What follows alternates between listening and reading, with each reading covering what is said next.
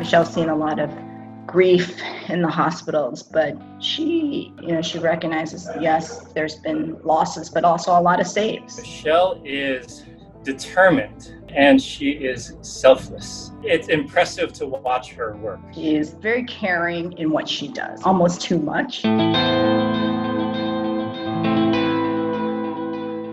Some people might call it a job, but what we all hope for in life is to be able to find a vocation and a career. This is my dream, to impact the lives of patients, around the world, but especially actually the patients that we take care of and see here in Montefiore.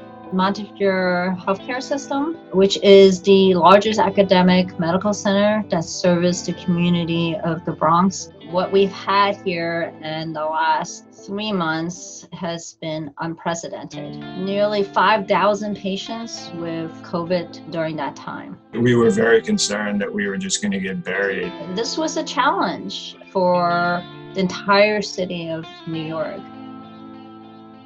I immigrated here from Hong Kong when I was 8. So I grew up in New York and I consider myself a New Yorker. What is New York but 8 million immigrants in one way, shape, or form? I think her upbringing puts her in a place where she has no choice. In her mind, her success was necessary almost for her family to survive. This has been her opportunity to really showcase all that she knows and has done in this field.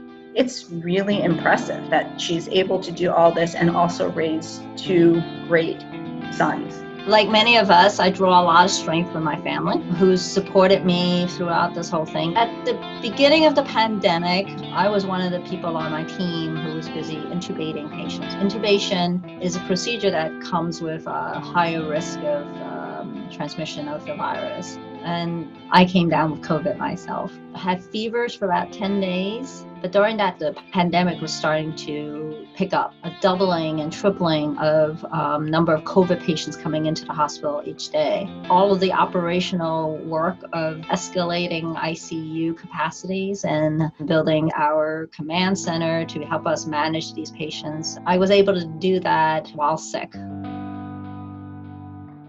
This will always be an indelible part of the history of New York, and it should be. But one thing about New York is that we're resilient, and that when New York is presented with a problem, we do what we can to solve the problem. And that's exactly what we did.